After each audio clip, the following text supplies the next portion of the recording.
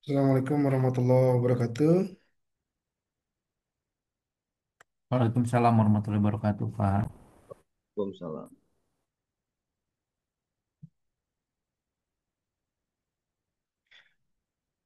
Ya, terima kasih. Pada pertemuan kali ini saya akan membahas tentang bagaimana fungsi operasi di dalam teknologi informasi itu salah satunya adalah membuat kelangsungan siklus development atau development staging ya.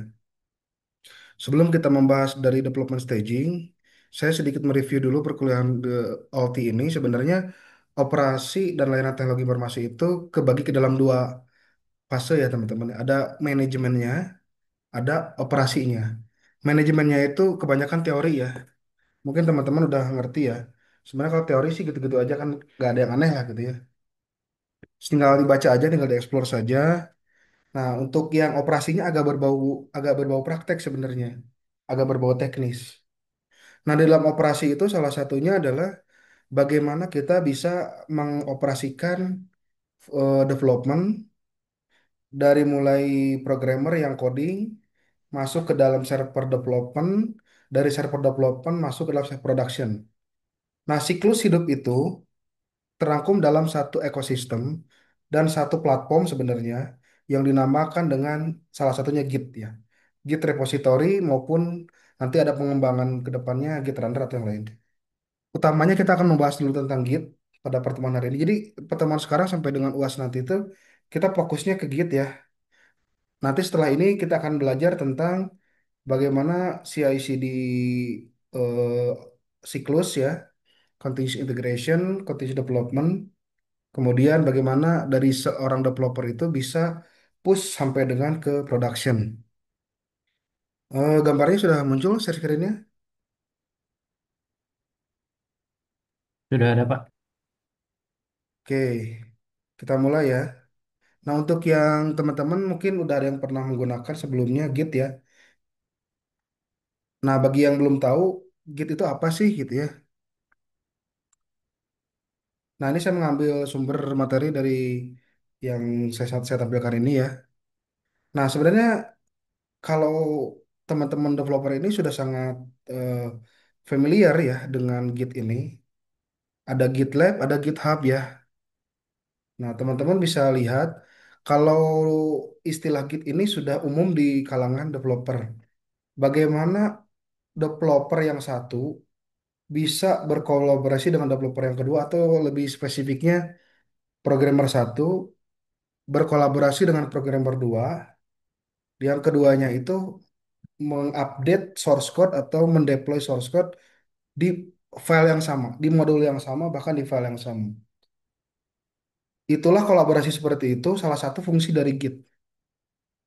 Kemudian yang kedua adalah bagaimana si programmer itu ketika dia mendeploy source code itu dia bisa memilih lingkungan sistemnya. Dia bisa memilih environment-nya. Apakah itu development, apakah itu production.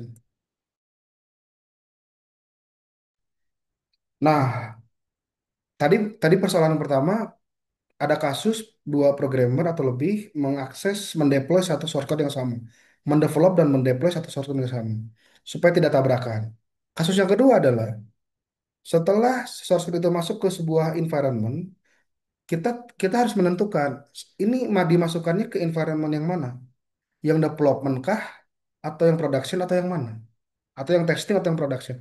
Biasanya environment itu tiga ya, ada development, ada testing, ada production. Jika masuk ke environment development, biasanya itu untuk keperluan pengembangan. Ada juga testing, ada juga production. Nah, ketika kita sudah tahu mau di deploy ke lingkungan yang mana, misalnya tadi development, maka si source code itu harus ada di tempatnya. Tidak boleh salah kamar. Nah, di lingkungan development ini ternyata ada kebutuhan untuk dinaikkan ke level berikutnya. Jadi setelah aplikasi di develop, kemudian ada tim testernya misalkan. Si tim tester ini hanya akan menguji coba source code yang sudah di-deploy di lingkungan testing. Maka dari development tadi dinaikkanlah ke testing. dan source code dan aplikasinya running di lingkungan testing. Nah, setelah setelah dites oke, maka si source code tersebut harus dinaikkan lagi ke lingkungan production atau lingkungan real ya, yang akan digunakan langsung, yang akan digunakan di kehidupan nyata. Nah, dinaikkanlah dari testing ke develop ke production juga merupakan satu mekanisme staging yang bisa dilakukan oleh Git. Nah, kasus yang pertama tadi saya ulangi, yang pertama kita bisa berkolaborasi ya intinya dengan beberapa programmer. Yang kedua, kita bisa memilih lingkungan sistem. Yang ketiga adalah kita bisa menentukan menaikkan level atau men-switch dari satu lingkungan ke lingkungan lainnya. Dari development naikkan ke testing, dari testing naikkan ke production. Sampai sini ada pertanyaan?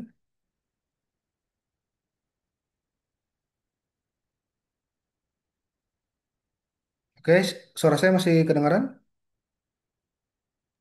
Masih, Pak. Coba. Oke. Nah, sekarang ada dua persoalan nih. Ada GitLab, ada GitHub. Ada yang tahu bedanya apa?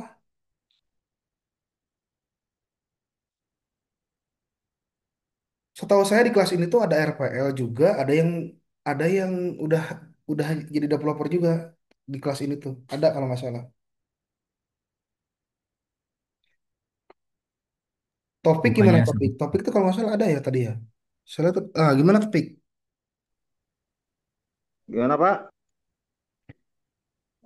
Topik udah pernah mendevelop suatu aplikasi sebelumnya. Oh iya, pernah Pak sering. Nah, bisa membedakan GitLab dengan GitHub. Kalau GitHub itu kan platform Pak berbasis cloud yang Hmm. biasanya untuk develop, menyimpan, mengelola, meng-share gitu Pak. Mm-mm. Kita bisa berbagi apa namanya Source code, source. source code gitu ya. Ya, jadi jadi kalau misalkan kalau kita mengerjakan satu proyek bareng itu bisa di push atau di pull lewat Git, gitu, GitHub gitu kalau Oke, GitHub. oke. Kalau Kalau GitLab GitLab? itu platform Kalau GitLab itu platformnya untuk DevOps, biasanya berbasis web. Ya, Oke. menyediakan layanan level dari Git biasanya. Oke, betul ya. Jadi, Jadi disampaikan topik betul. Yang pertama, GitHub ini sebenarnya adalah aplikasi berbagi source code secara komunitas ya. Bisa nggak kita kolaborasi di GitHub? Bisa. Cuman fungsinya terbatas. Kita cuma bisa download, clone, upload gitu ya, dan seterusnya. Tapi kalau GitLab, selain kita berbagi dengan lingkungan kita sendiri, GitLab juga bisa melakukan tadi DevOps ya, kolaborasi ya. CI/CD ya, kita bisa melakukan continuous integration dan continuous development. Nah, perbedaan lain adalah GitHub itu tadi betul di cloud ya. Kita tinggal bikin user, kita taruh source code di situ, dan seterusnya dan seterusnya. Nanti pun praktikum mobile programming itu dari situ. Source code-nya sudah disediakan sama Faisal di GitHub ya, tinggal di-download saja. Sedangkan GitLab, selain fungsi semua fungsi yang ada di GitHub, terkecuali dia cloud, GitLab ini diinstal di lokal. Kita bisa install di lokal.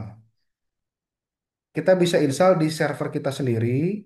Kemudian penggunanya pun lingkungan kita sendiri. Dan tadi yang disampaikan topik ini bisa melakukan continuous development dan continuous integration. Saya ulangi, GitHub ini lebih ke komunitas, lebih kepada fungsi berbagi source code. Sedangkan GitLab ini lebih ke kolaborasi yang langsung real untuk developer dan juga bisa DevOps, bisa staging, bisa continuous integration, continuous development, gitu ya. Kalau ada yang ditanya, ada yang mau nanya silakan disanggah aja ya. Oke. Nah, ini adalah salah satu arsitektur Git yang secara umum ya. Arsitektur Git yang secara umum. Anggaplah kita fokus kepada GitLab yang diinstal di lokal atau di server atau di lingkungan development sendiri ya. Ada beberapa fungsi. Yang pertama adalah kita bisa melakukan commit, ada pull, ada push ya. Nah, yang gambar orang ini, anggaplah itu developernya. Nah, si developer ini bisa melakukan push atau pull ke master repository, kemudian bisa melakukan commit untuk keperluan staging. Kalau hanya mengupload source code, gitu ya, kalau hanya mengupload source code, sebetulnya tidak ada staging, selesai commit sudah. Tapi kalau nantinya ada keperluan untuk staging tadi, misalnya dari development pindah ke testing, pindah ke production, maka di sana ada commit yang ditentukan. Commitnya commit kemana? Commitnya itu diartikan apakah commitnya itu hanya nyimpan source code atau nyimpan source code dan staging kemana atau nyimpan source code dan staging kemana-kemana gitu ya. Nah, kuncinya adalah ada di setiap folder yang teman-teman sedang kerjakan, itu kita mempunyai sebuah file namanya .git. .git ini berisi metadata atau informasi yang menjelaskan tentang cara kerja aturan main Git teman-teman tersebut di folder tersebut. Di .git ini kita bisa menentukan. .git ini kita bisa menentukan di pushnya kemana, ke Git yang mana, ke repo yang mana. Kemudian apakah ada pengecualian misalnya di folder tersebut ada file-file yang tidak boleh di-push. Biasanya itu yang berupa username password biasanya. Yang secret-secret itu biasanya dikecualikan. Atau sebaliknya, hanya beberapa file saja yang boleh di-push. Sisanya tidak boleh. Atau whitelist file gitu ya.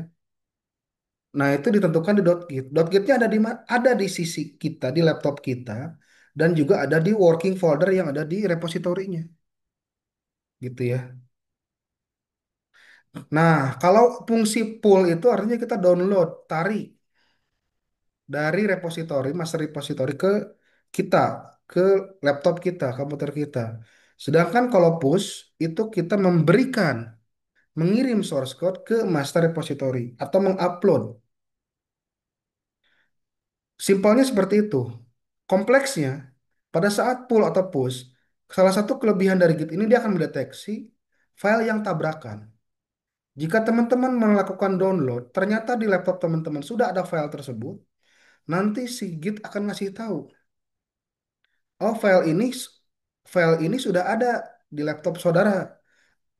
Apakah mau digimanain? Mau diignore atau digimanain? Nah, pada saat ada bentrokan file, kita juga bisa membreakdown perbedaannya antara kedua file tersebut. Baris-baris kodenya bisa ditampilkan perbedaannya. Oh, ternyata cuma beda satu titik aja itu bisa kelihatan. Itu beda dianggapnya. Gitu ya. Itu salah satu fungsi kolaborasinya. Jadi ketika menggunakan Git GitLab pada saat kolaborasi, teman-teman itu dijamin tidak akan bentrok. Tidak akan bentrok karena mau ngepull pun kita akan lihat filenya bertabrakan atau kalau tabrakan dilihat perbedaannya apa. Nah, kalau kita udah tahu ada perbedaan misalnya gini, ya udahlah saya sesuaikan dulu yang bedanya setelah itu di pull lagi gitu. Bisa seperti itu. Itu salah satu fungsi utama dari kolaborasi di Git ya.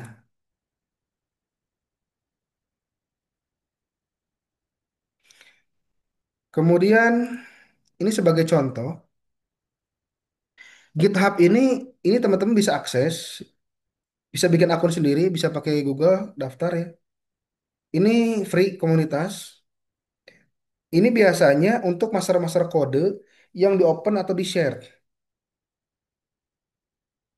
Jadi source code-nya itu, jadi kita nggak perlu ngomong kolaborasi ya ketika GitHub itu. Tapi teman-teman bisa mengupload, men-share gitu ya, mendownload source code yang ada. Bahkan ada bahkan ada di GitHub itu orang-orang yang menyediakan satu aplikasi besar, semua source code-nya ada di sini dan ada penjelasannya. Jadi prinsip berbaginya itu di dalam komunitas yang dinamakan dengan GitHub ya. Nah, berikutnya kita kembali kita agak fokus ke GitLab ya. Nah, di GitLab ini ada beberapa komen. GitLab ini ada beberapa komen, ada git add, commit, push, fetch, dan seterusnya, seterusnya, dan seterusnya, dan seterusnya. Kita mulai dari yang paling sering dulu. Kita mulai dari yang paling sering dulu. Nah, yang pertama adalah git clone. Apa itu git clone? Git clone itu kita melakukan cloning. Ini biasanya ketika kita baru belum ada di dalam folder kerja di laptop kita, belum ada source code. Atau awal ya, di awal kita mendownload itu, biasanya kita git clone gitu ya. Kemudian setelah git clone biasanya apa yang paling sering? Yaitu git add. Nah, ketika kita sudah punya master dan shortcode-nya, kita coding di situ, atau kita menambahkan file di situ, atau kita merubah file di situ, kita meng-add. Artinya meng-add itu, kita menambahkan bahwa kita mengasih tahu ke Git bahwa kita akan menambahkan list file-file yang berubah dari folder kita untuk diupload ke GitLab repository atau GitLab server. Kemudian adalah, sorry, harusnya commit dulu ya. Setelah kita melakukan coding, kita commit dulu. Kemudian kita add. Ketika add itu keluar list foldernya, file-filenya yang berubahnya. Baru yang terakhir adalah git push. Nah, nanti sebenarnya di dalam komen git push itu kita bisa menentukan mekanisme pushnya, ada lagi kelanjutan komennya seperti apa. Biasanya ini, clone, commit, add, push.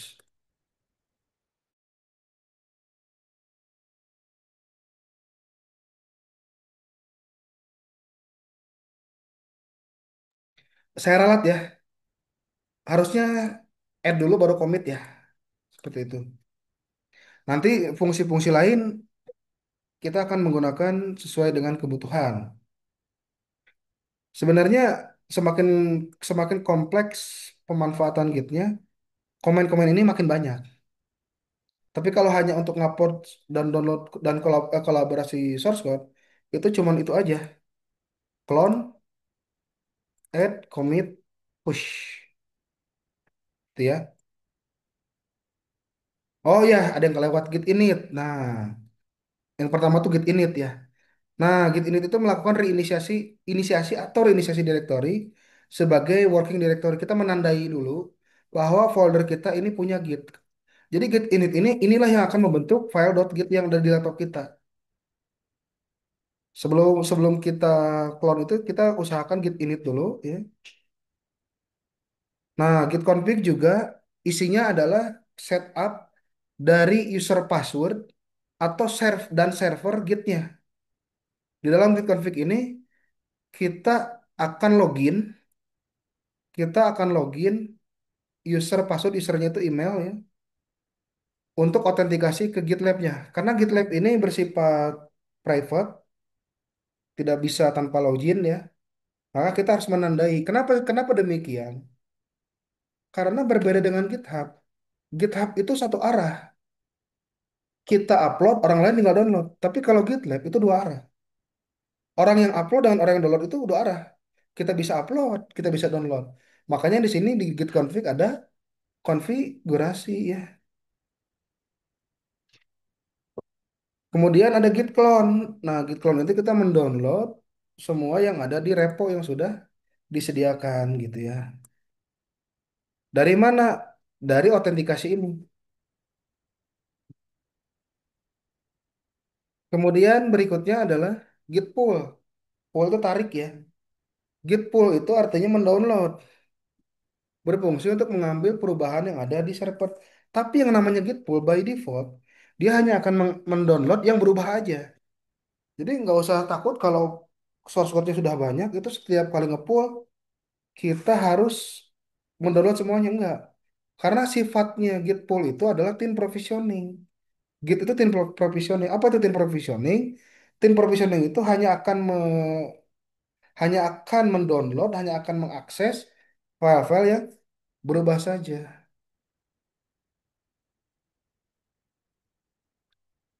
Kemudian ada git status. Nah, berfungsi untuk menampilkan perbedaan file-file yang sudah diubah dengan yang sudah tersimpan dalam commit secara umum.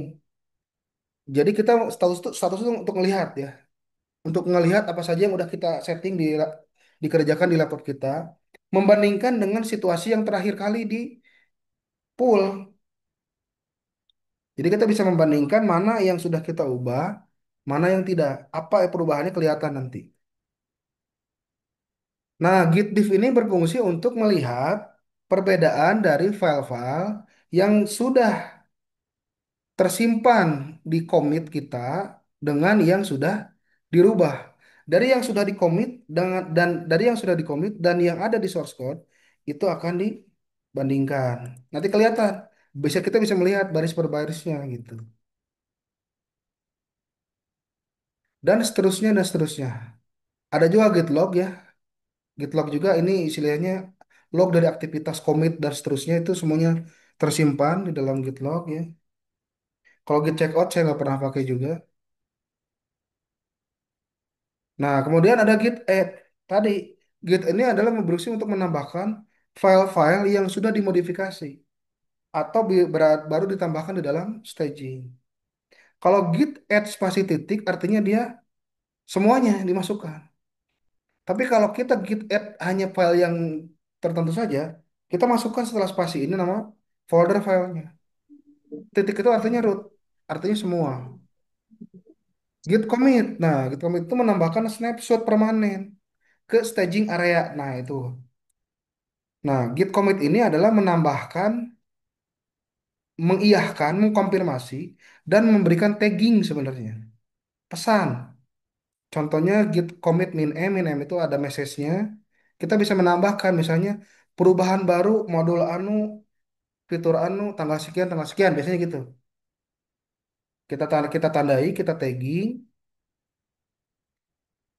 Kemudian setelah di tagging baru kita push.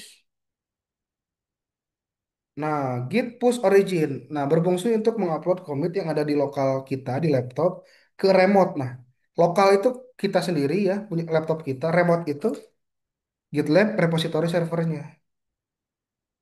Git push origin. Origin itu artinya config server, config host yang sudah kita tentukan di awal tadi.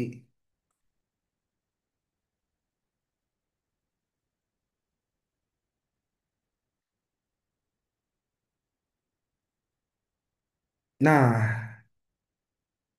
sekarang PR-nya adalah teman-teman coba dulu melakukan instalasi ya. Jangan dulu deh, jangan instalasi. Coba saya rubah share screen-nya. Saya ubah share screen-nya.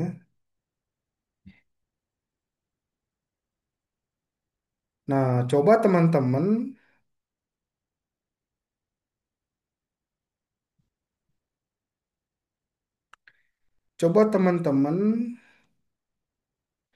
masuk ke GitHub. Nah, coba teman-teman apa namanya? Login dulu ya. Login dulu, create akun dulu. Semuanya coba dulu create akun. Udah create akun, nanti coba taruh sesuatu aja. Sesuatu file, sesuatu folder, nanti share ke teman-temannya. Tinggal download gitu ya. Untuk yang sudah bisa, tidak usah. Untuk yang belum bisa, silahkan daftar, silahkan upload sesuatu teks atau apapun lah terserah. Atau kalian bikin punya source code apa yang pernah dikerjakan di tugas, upload dulu ke sana. Nanti coba di-download sama temennya yang lain. Kita coba dulu yang GitHub sebelum masuk ke GitLab. Karena sisa pertemuan ini akan dihabiskan dengan membahas Git ya. Jadi kalau ketinggalan di tahap ini, di tahap awal ini, maka nanti akan repot ya.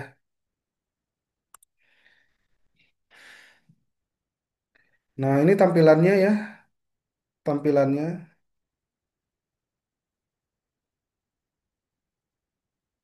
Dan kita bisa melihat yang sudah pernah menginvite kita, teman-teman yang pernah menginvite kita itu kelihatan di sini. Contohnya teman saya ini pernah berbagi source code ya.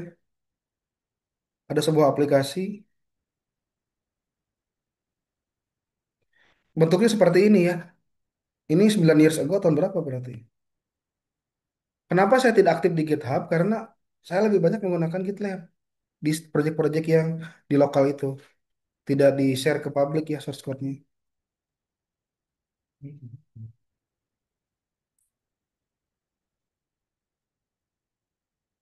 Beberapa zaman dulu saya ketika bikin source code itu saya masukkan ke sini ya kita.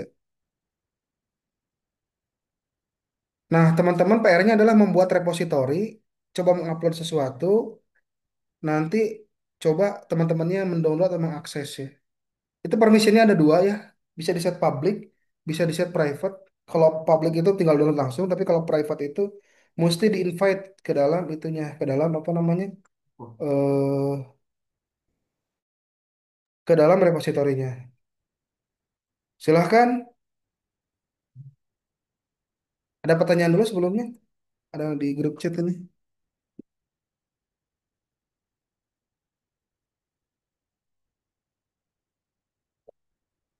Oh iya,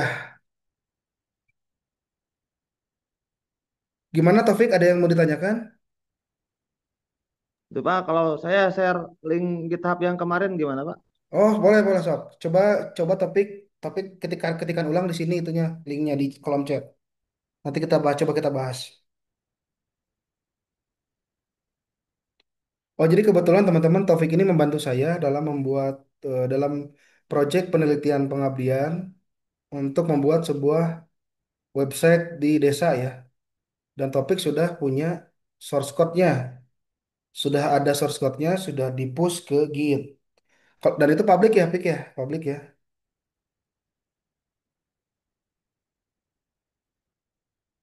Ya publik Pak, bentar Pak, saya cari Coba. dulu lupa. Atau saya aja yang buka, saya ada di WA nih. Oh iya, ini Pak, udah ada Pak, sebentar.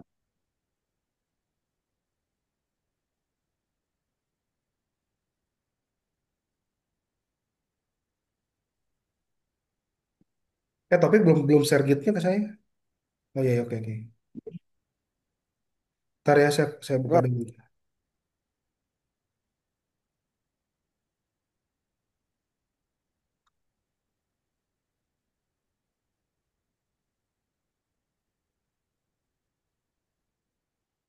ya itu Pak, betul Pak. Oke, Itu saya saya publik coba Pak. share screen ya.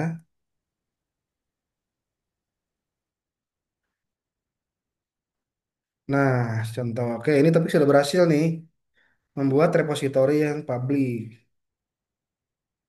Oke, teman-teman bisa muncul di sini, bisa coba dibuka juga URL-nya. Muncul ya. Ya, muncul Pak. Di sini kita bisa bisa melakukan git clone, tinggal mengambil ekstensinya .git-nya. Kita bisa juga menggunakan cara yang lain. Kita bisa menggunakan SFTP atau SSH ya. Dan kita bisa menggunakan GitHub CLI. Jadi kalau GitHub CLI kita bisa ngambilnya seperti ini. Tinggal git clone, masukkan aja nama usernya dan nama repo-nya. Terakhir yang paling mudah adalah kita bisa melakukan download zip. Nah, tinggal diklik download. Keluar tuh source code-nya. Kita lihat berapa mega source code yang dibuat sama. Wow, gede juga nih, Pik. Apa nih isinya ini? Kenapa gede sekali source code-nya, Pik? Itu node modulnya Pak ke download. Oh, dimasukin simulasi ini ya? Oke, nggak apa-apa. Biasanya not modul saya exclude sih kalau di Git. Oke, teman-teman, sampai sini pertemuan kita hari ini. Silakan dicoba buat seperti ini.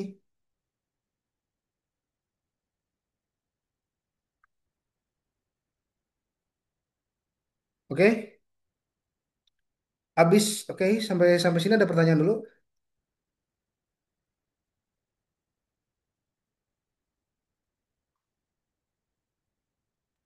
Sudah sih Pak kayaknya. Kalau nggak ada yang nanya, kita apa namanya?